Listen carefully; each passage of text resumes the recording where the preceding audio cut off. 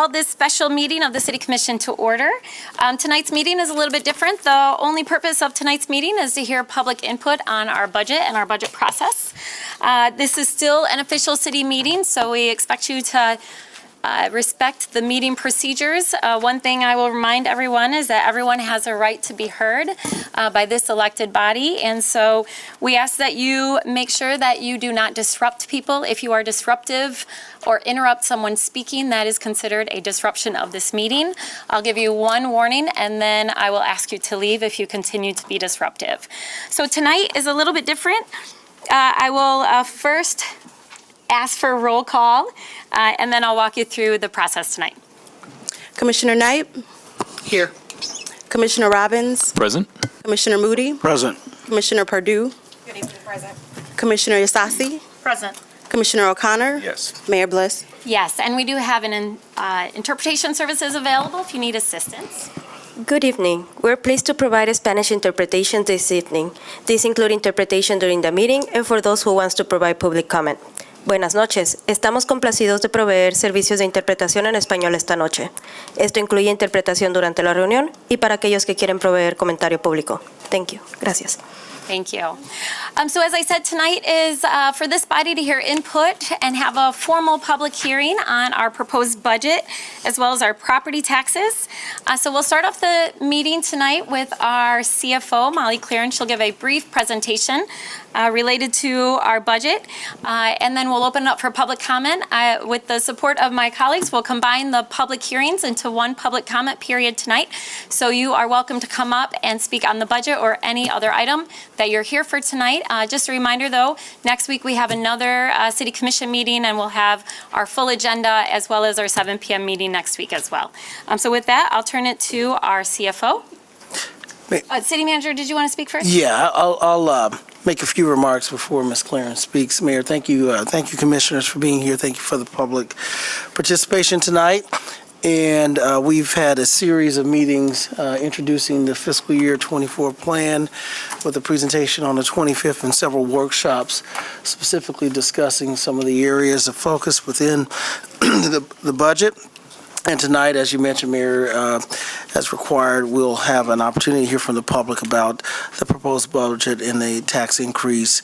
And then your final opportunity for deliberation will be next week on the 23rd, before the fiscal plan is effective July 1. And so I want to remind the Commission that this budget continues all basic services with ongoing investments in some transformational projects. We continue to focus on core public safety services with mental health co-response and our homeless outreach team and fire prevention initiatives.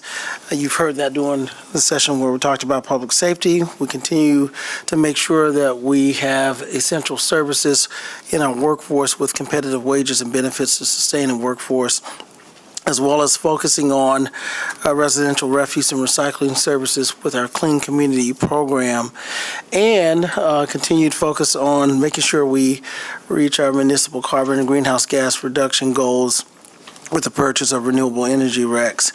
And there are some additional positions in the budget. This budget is total appropriation $643 million all funds, $178 million in the general fund. And we continue to make sure that we meet all our financial policy requirements.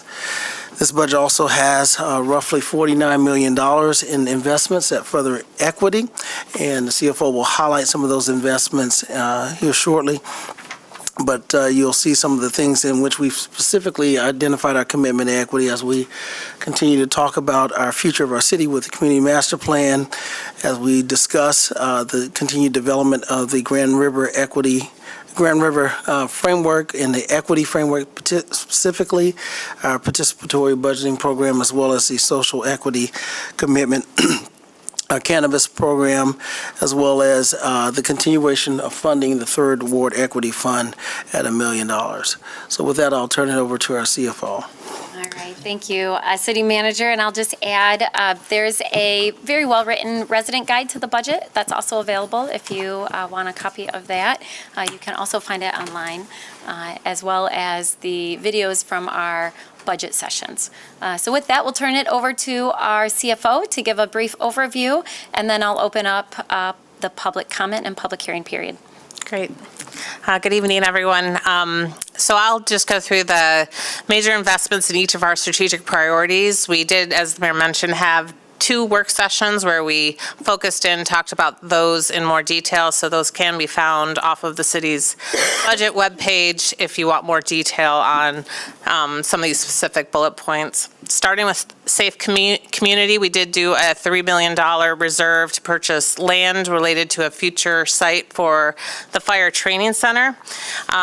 We do have investments across our programs that we're continuing on into fiscal year 24, including SAFE, Cure Violence, and Know Your Rights campaign, and of course, the other things I want to point out is our homeless outreach team funded through ARPA, and again, the police academies and third-party recruitment.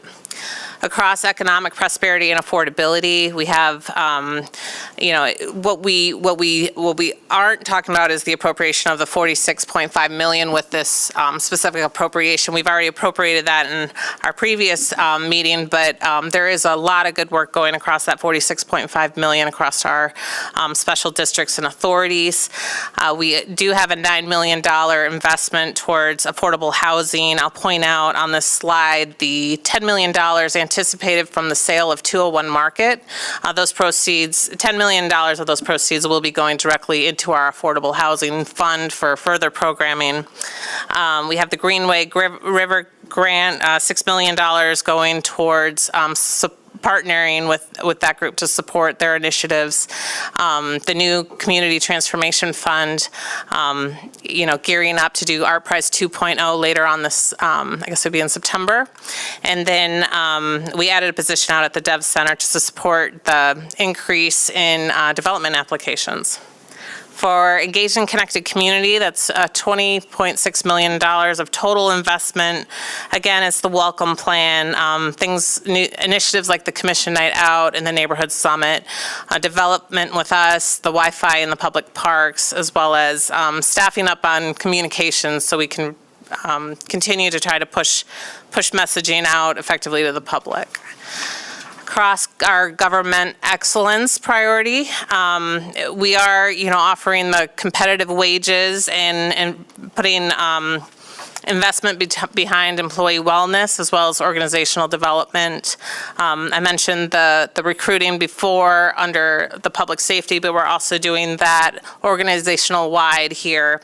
And then, of course, that final bullet will be a tremendous lift over the next fiscal year. That's our ERP, which is our enterprise-wide software implementation where we're integrating HR, finance, all these different elements under one software platform to create efficiencies. And then with mobility, we have $27.6 million towards our Vital Streets projects, a total of 32 miles of street. We're improving biking with traffic calming. We have the electric vehicle car share and quite a lot of investments, e-bike and e-scooter, and then of course the sidewalk snow removal will be expanded this year. Then for health and environment, things I could point out here, we do have a $3 million investment towards the Butterworth landfill solar project. We also are doing a large parks investment. You'll see that on a future slide when I talk about the ARPA programming, but nearly $20 million going across investments like the MLK Park Lodge, Roosevelt Park Lodge, Plaza Roosevelt, Sullivan Field, Richmond Park, Highland Park, Ottawa Hills Park, Roberto Clemente Park, and Canal Street Park. So that's going to be a big lift there, capital-wise. And then we're also going to do some PFAS remediation out at our wastewater treatment plant at the Ash Lagoon. That's going to be $16 million investment there. We'll continue our program on lead service line replacements and the lead hazard control program. And of course, I mentioned HOT before, but we do have our partnership with Network 180. So for the homeless outreach team as well as with the mobile crisis response team. With our ARPA investments, as you know, the city was awarded $92 million from the federal government for specific COVID recovery coming out of the pandemic. We have till December of 2024 to get all this money obligated. This slide shows where we're at so far in this plan. We have till December of 2026 to actually expend the money. So in 2024, you can see this is our most aggressive year as far as getting these programs into place and moving. I mentioned, if you look at that yellow bar in the middle there, that's the newer programs we've added with this year's budget, providing some support for the Ash Lagoon project I mentioned before, but also this near $20 million investment in our parks, trails, and neighborhoods. So, and then, of course, we're going to use some of the money towards that ERP system. Other investments that are notable on the slide is our small business assistance. I mentioned the broadband connectivity as well as the homeless outreach team. Under the affordable housing and vulnerable populations, we have $1.5 million going towards affordable housing investments, but also $200,000 to continue the winter sheltering at Mel Trotter. And then beyond that, you can see how we built into the out years continuation of our homeless outreach team as well as special events support. So moving on to why we're here tonight, the public hearing. The first ordinance we'd be adopting, that would be next Tuesday, is the service provision fees. So of all of our fees, we have just under 1,300 fees across our organization. We broke these up in categories. So when I talk about category A, B, C, or D, if you go into the actual schedule that is on our website, you can actually look up how they're categorized by the individual fee. So it just kind of helps you get to where you need to go on the schedule. But you can see over half are not. We're not recommending any kind of change. But to dig into these other categories, you can see category, code B is fees that are increasing at or below the cost of living. So this is mainly our fire, planning, and community development departments. We've seen this. We are subsidizing these programs with, grants or general fund money in order to address affordability for the individual, things like that. So that's why we're not achieving, cost recovery necessarily. It's Code C, these are fees that are increasing greater than the cost of living. For Parks and Rec, that's just to provide alignment with the market rate. With the clerk's office, some of their fees weren't achieving cost recovery, so we made a policy decision to address those. For Code D, these fees are not achieving cost recovery. I mentioned that before, community development and planning, but we do have some fees where we chose not to provide an increase. They were achieving cost recovery in fiscal year 23, but we chose to hold them down for 24 to keeping that affordability in mind. With our 25 new fees we have this year, they're mainly 18 of them are specifically towards Parks and Recreation, where we have golf course league fees and also junior golf. They have new equipment. You can rent equipment in their gear library. So we have new things in there that the public can choose to rent, and also they have some new workshops and camps that we needed to establish fees for. The remaining fees are related to new equipment at special events as well as in refuse. So as we step into the revenue picture of the city, I just talked about the fees that would be under the one of the blue pies there, the other sources, but next we're going to talk about our property tax. And for the city, that's about just under 11% of our total revenues. This slide has a lot of information on it, but the big takeaway is for every dollar you spend in property tax, here's where that dollar is going. It's spread across the general fund, the library fund, refuse, the capital improvement fund, as well as the parks fund. And to the lower right there, you can see our other major, or how this would affect an average Grand Rapids resident. It's going to be about $63.93 per year. So what we're actually going to be voting on next week are implementation of these rates. We've mentioned the Clean Community Initiative. You'll see that under refuse, an increase of 0.2 mils this year. So that is mainly what is driving our property tax rate increase this year.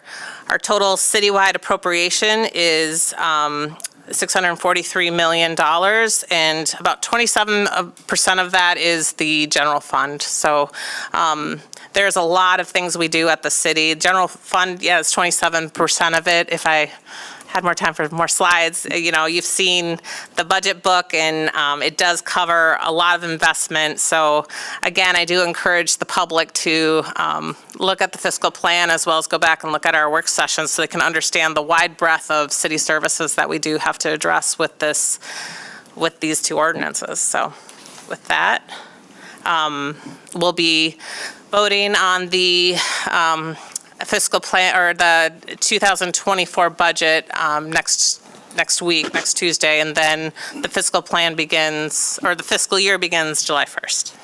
And Mayor, as Ms. Claren concludes, we sent questions and responses to questions that commissioners have asked over the past couple of work sessions. You should have received those today. And should we have any additional questions, please send that to myself or Ms. Claren, and we'll make sure you have it before the meeting on the 23rd. Thank you, City Manager. I know I received mine. I just haven't had a chance to read them yet, so appreciate all the work that went into that. Also want to remind folks they can still reach out to us and give us their feedback by contacting us directly by email or calling our office. So with that, we'll open up the public hearing and public comment period again. We'll combine these together. So tonight, if you're here to be heard on specifically on the budget, you're welcome to come forward and share your thoughts.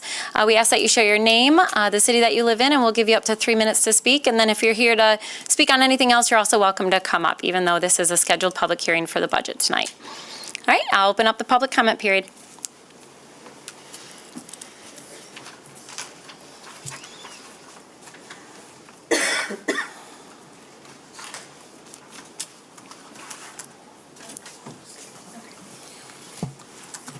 Hi, I'm Emma. I feel like you know my face. So from what I can read from this budget, which I like to go over these things myself, because I find there's often a lot of misleading language when the city presents it. But going off of the preliminary fiscal plan fund summary by department, the police budget and the fund summary here has approximately 35% of that entire budget, which is barring the fire department more than most of the others combined.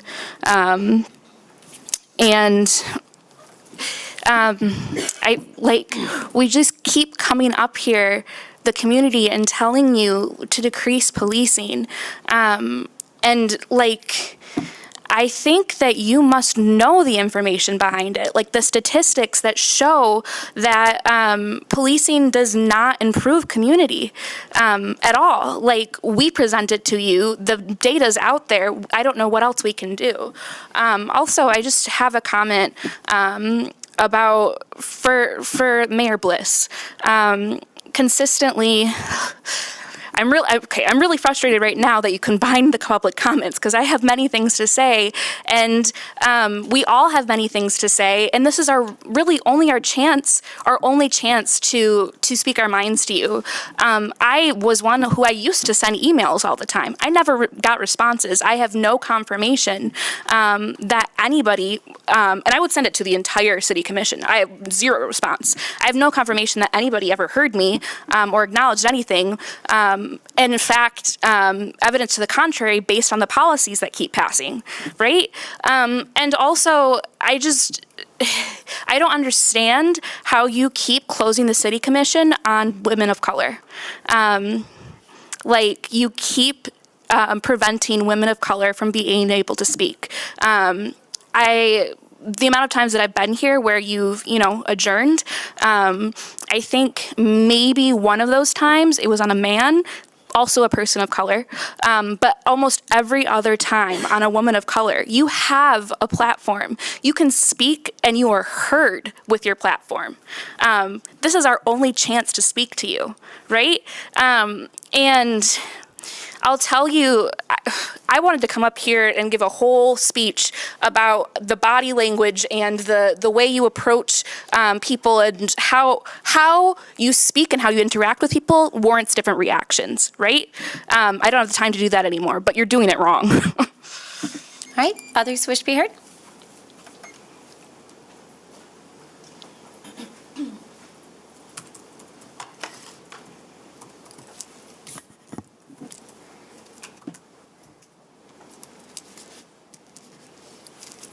My name is Donnie, and I've lived in Grand Rapids for my whole life.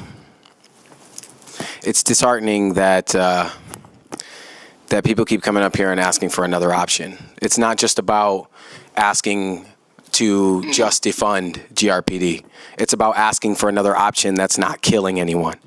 It's about asking for different options that is keeping people alive for generations to come. It's about asking to provide funding for different programs who have a lesser percentage of killing people. That's what we're talking about. But instead, we're met with a 6.3% increase, right? Which turns out to be what, like $6.3 million? Like it's from, we're not 6% increase, excuse me, it's 32%. It goes from 32% of the budget goes to GRPD, and then now it's going to be increased to 35. Why? Has the crime rate decreased? Do people feel safer? Who feels safer? Is there a certain amount of individuals that come up to you that actually feel safer? Do you get a flood of emails that say, hey, thank you for doing what you're doing, city officials, because people are not dying out here in the streets? Because I consistently see organizers coming up here and providing other options, trying to help you do your job. And just because you don't like how you're being told about doing your job doesn't necessarily mean that that's on us. That's not on us. That's on you. How you do it and how you respond to people is on you, not on me. If you don't like how people address you as a public official, don't run for it. Don't get up there and think that you're going to sit on a stand and look down on people and think that your opinion is the only one that matters. You got up there to take an oath to help the people of Grand Rapids. Now, for my last 60 seconds, I'd like to give you other examples that I've given you before. We can put this money into different things. And what I mean by different things other than GRPD, we can put this money into mental health. We can put this money into addiction help therapists, right? We could put this money into therapy in general. We could put this money into our education. We could put this money into non-superficial programs in order to make that generational change. But you don't want to. You wish not to, because you're doing things like putting money into the recreational parks and increasing the protections of certain other individuals, not me. Because $6.3 million doesn't protect me from them, from these monsters who I point to as GRPD. It doesn't protect me or my children or your children either. So when you come to find out that realization, we're going to be talking about it. Justice for Patrick. All right, others wish to be heard? Good evening. My name's Tom Burke. I'm the recording secretary for IATSE Local 26. That's the West Michigan Stagehands. I've come to talk to you about parking. We should have sent a letter about a month ago to all of the city council about parking. We're looking for some relief from city council, from the mayor, and we already spoke last week to the Convention Arena Authority and raised the issue there. Many of our members park downtown during entertainment events, at the arena, at the theater, for corporate events, for festival coming up soon. And the price of parking doubling is our pay cut. We pay more than the first hour of our work if we park once downtown. Many of us work split shifts because we set up in the morning, like at the arena. 12 or 18 trucks get emptied. We set up everything. Then the event happens. You enjoy the concert. And then we come back at 10:30, 11 at night, and we work till 2 or 3 in the morning typically. Every time we work, it's a little different. And at that time, there's a lot of revelers out on the street, so there's health and safety issues for us. Most of the drunk or wasted people are fairly friendly, but some of them are threatening. We see fist fights, all kinds of things going on at 2 in the morning when the dash bus doesn't run, and we can't park in those lots. So we're asking you for relief. We also have trouble getting workers now because we do gig work, so it's not like a 40-hour, 9-to-5 job. So people, the first time they come down to work, they find out they're paying more than $20 to park. They're not coming back to work with us again, you know? All right. So the main thing for us is the money thing, but it's also health and safety. We also want to expand this to include hotel workers, bar workers, restaurant workers. Many of them will work gigs with us, but they're facing the same problem that now they're paying 22 or more for parking. I know that there's special event parking sometimes. We could work out something like that. Or when we go to Detroit and Chicago, you want big city parking rates, give us a big city solution. They give us a QR code because they know we're coming to work, and they give us free parking. So thank you. Have a good night. Thank you. All right, others wish to be heard?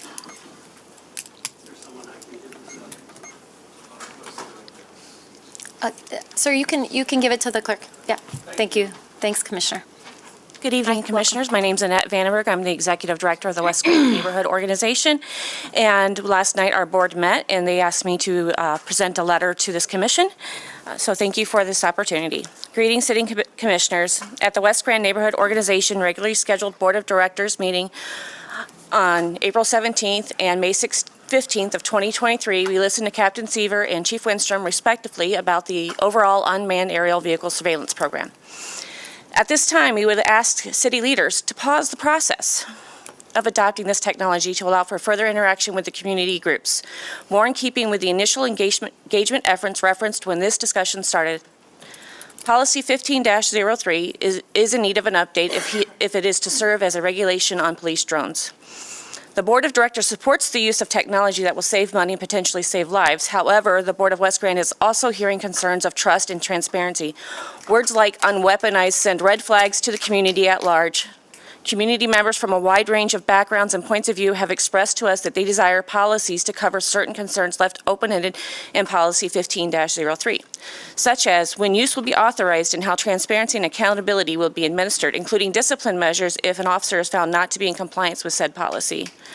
Metrics of drone use being made available on police-provided dashboard in a timely manner. A robust and easy-to-use system for citizens to file complaints if they arise, or when they arise. The Civilian Appeals Board should work with the Office of Accountability to review flight paths and types of data that are being collected, and data should be made available to the public without having to go through an arduous process. This is not an exhaustive list, but a starting point for items to be addressed in the policy itself. Some residents of Grand Rapids do not feel that they can trust the government, and especially the police department. Transparency with the community will aid in the building of trust. Trust will be paramount to building relationships with the community that the department serves, and it will begin to heal the image and conduct issues that often create contention and hampering recruiting efforts.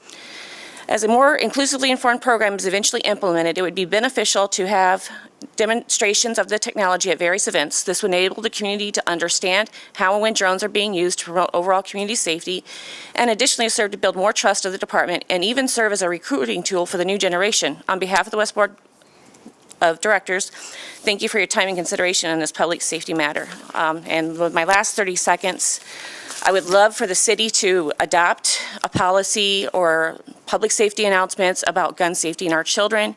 There are wonderful videos that are already in existence, and there's 4 simple steps, which is stop, don't touch, run away, and tell a grown-up. We have flyers for children and parents here tonight. If anybody would like them, I would love to pass them out. But we have to solve this gun issue as a community. It can't just be the parents. It has to be all of us. Thank you. Thank you. All right, others wish to be heard?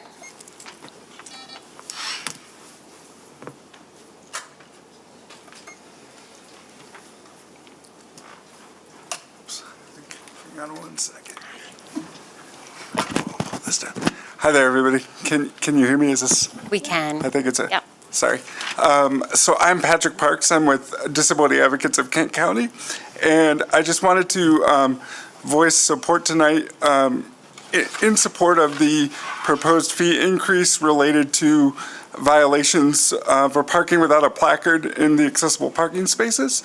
I know this is comparatively small compared to some of the other items and amounts that are being discussed in the budget, but I think a fee increase like this is an important deterrent to keep those spaces unoccupied for folks who are relying on them to travel throughout our city. And there is definitely precedent in other cities for even higher fees, sometimes multiples higher, related to violations of accessible parking without a placard or a plate. And so I would just quickly voice support for the proposed fee increase. Thank you, Patrick. All right, others wish to be heard? Good evening. My name is Michael Williams. I'm here with a couple issues. First, I am here with Disability Advocates, as is Patrick, in support of the fee increase. Generally, you will not hear me say I support more enforcement, more fees for anything. However, as a harm reductionist, parking in an accessible parking spot causes great harm. And if you take a look around our city, most of the accessible parking spots are located in ramps, often not on the first floor, so you have to take an elevator. Try getting to wherever you're going. That doesn't make sense. You go to Meijer, it's right by the door. Personally, I don't think $150 is a big enough increase. I think it should be upwards of $500, and I've seen it way too many times with the people that we work with. Secondly, I'm here in solidarity with my friends from Justice for Patrick Loyola. I was here last September with Decrim Nature and the Climate Coalition and Justice for Patrick Loyola. And the council made some symbolic gestures that were disheartening, that I agree, we're not being heard. I've sent emails to the entire commission, and I have heard back. I've spoke with Ms. Knight. I had spoken with Repart previously.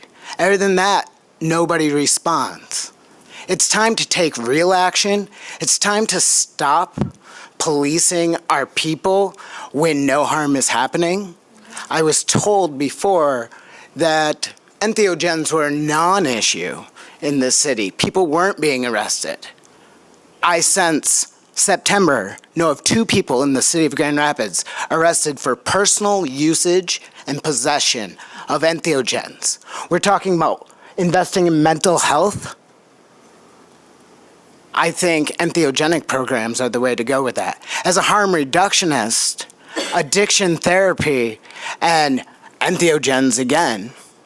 As a former heroin addict, as a former alcoholic who found mushrooms to have 4 years of sobriety and 15 years off of heroin, entheogens were the answer, not police. Police have ruined my life, and it has taken me 20 years to build up a career with felonies under my record. It is time to do better. I love this city, and you should too. Thank you. All right, thank you.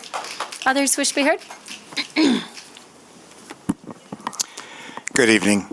Robert Metzger. I'm here for 312 Prospect Northeast, and I live on Kennesaw in East Grand Rapids.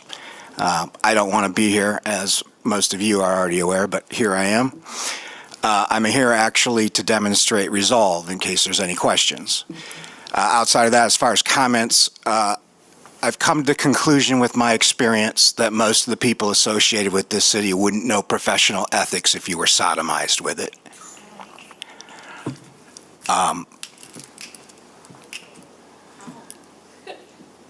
I don't even know how to follow that up. It's based on my experience, unfortunately. So I think I'm done with my comments, but please don't thank me for my comments because I'm pretty well past the point of believing anything out of your mouth at this point. All right, others who wish to be heard?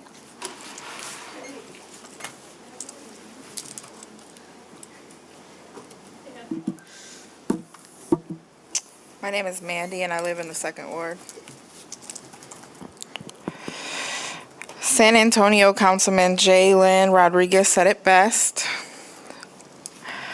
Do we want a decrease in crime or an increase in cops? Because we can't have both. And if we want to see a decrease in crime, then we need to start strategically addressing crime. We need budgeting recommendations that are going to decrease the sense of homelessness, that's going to decrease the sense of poverty, and recommendations that are going to increase opportunity for our residents. So I think it's a waste to add more police officers and add to more police funds for problems that are not going away. Look at the years as we've increased the police budget. Have we seen a decrease in crime? No. They're not helping. And also, you've seen it in real time a minute ago. I think that we should put, you should put in effort to make public comment and make these meetings more accessible. I don't think that the gentleman prior to me should have to face the wall to get the comments in, you know, barely reach the mic, can't see over the monitor. I think that that's quite ridiculous. And I think we've come up here and said that time and time again, that this needs to be more accessible. Not everyone can stand, and we've seen it before, but haven't done anything yet.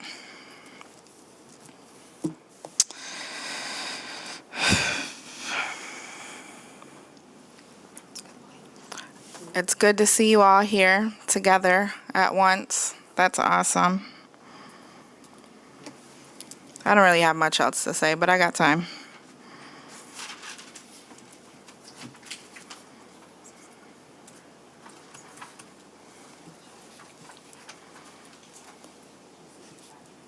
Yeah, justice for Patrick.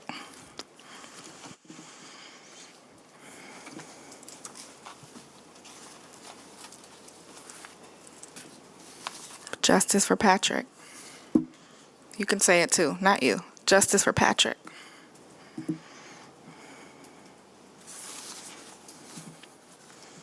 I appreciate you seeing new faces here. That's awesome.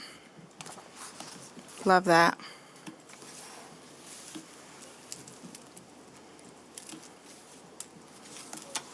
Justice for Patrick.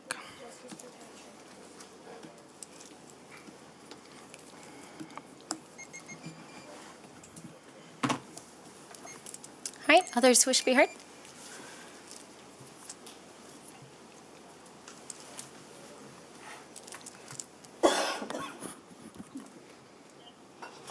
Should be familiar now, but it's still Kai from Grand Rapids.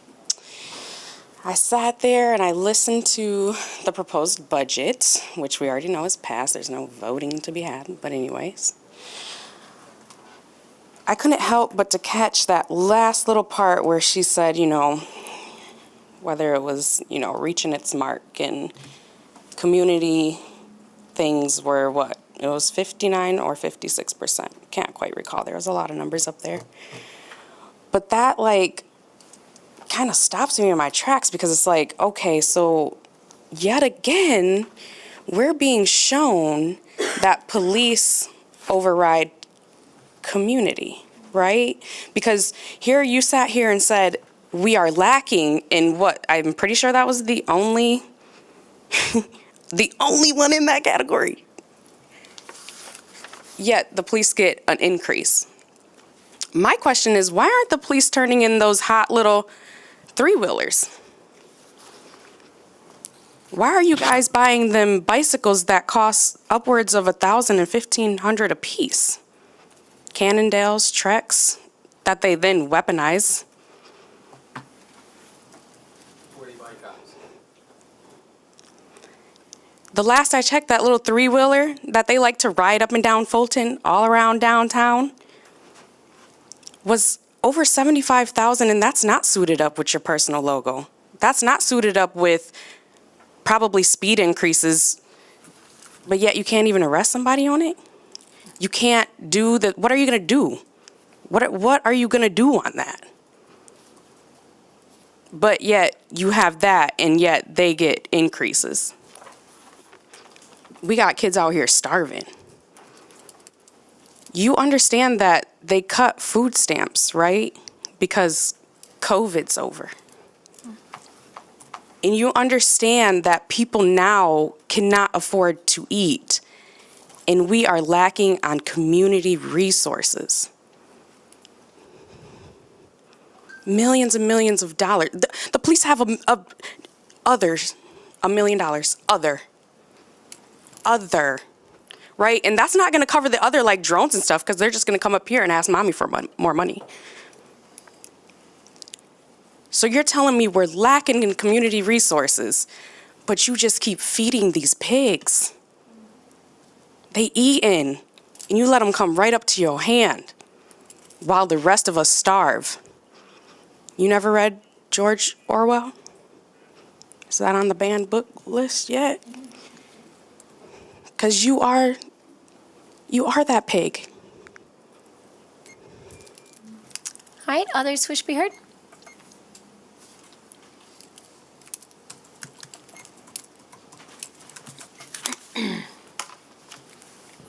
Good evening, Mayor and Commissioners. My name is Josh Lunger. I'm the Vice President of Government Affairs for the Grand Rapids Chamber, and I live in the 2nd Ward. I want to thank you for the opportunity to speak tonight on the budget. Crain's released an article today, unfortunately highlighting that Michigan finished 50th in growth over the last 2 decades. Thankfully, West Michigan is expected to be the only growth region in the state, and Grand Rapids is at the heart of that. Our future success means that we need to buck the trends of not just here in Michigan, but in metro regions across the country. Heading into post-pandemic, competition for talent and investment is serious. We are urging a focus on actions that support a vibrant business climate and a place where everyone can call home. Our city must be the magnet that retains residents, attracts new neighbors, and offers economic opportunity for all. And we see alignment in these priorities, not just in this budget, but in the city's strategic plan, which I know is closely tied to the work that has gone into this. Vibrancy requires a clean, healthy, and safe community. We appreciate the budget's continuation of impactful partnerships to make this a reality. This includes items like the mental health co-response, the safe storage for personal belongings, shelter, and more. We also support the focus on fully staffing our public safety officers with the emphasis on innovative recruiting methods and partnerships with DGRI for private security. A vibrant community also means making strategic investments that activate our public spaces and the infrastructure that attracts more private investment. This budget advances a number of transformational projects. It's quite a number of them that I won't try to list them all, but they're along the river, they're in neighborhoods, and they're in business districts throughout the city. And items like MLK Lodge and others, whether they're massive regional assets or they're more close to home, all of these are catalytic and provide a higher quality of life for our residents and visitors. I also want to thank you for the additional resources to reduce permitting obstacles. Seemingly little changes like this reflect a desire for continuous improvement and support small, new, and minority-owned businesses who often have less experience in navigating these processes. Lastly, we appreciate the enhanced cleaning efforts, but as always, urge restraint and careful consideration when raising additional revenue, and have heard some concerns over the increased taxes. When it comes to a place to call home, we're excited for the advancement of the master plan and the Affordable Housing Fund. When I discuss housing solutions across the state with legislature and other partners, I often boast about the work this commission and staff here have done and hope we can double down to accelerate that work. We know there's a lot of challenges. Grand Rapids is a part of it, but so are your neighbors, and we're working with them too. Lastly, the business community is your partner in creating a thriving and prosperous region for all. The competition and challenges are serious, but we have the tools and partnerships to do it. What I love about this community is for decades we have collaborated even when it's hard, when we rely on optimism and stubbornness to get it done. I appreciate the intentionality that's gone into this process, and thank you all for your time. All right. Thanks. All right, is there anyone else who wishes to be heard? All right, I'm going to close that public comment period, and that will adjourn our meeting.